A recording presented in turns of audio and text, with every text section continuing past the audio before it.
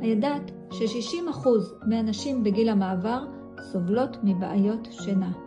אבל אפשר אחרת ובקלות. חליטת מנגינת לילה זה לא תה רגיל, זו חליטת צמחי מרפא.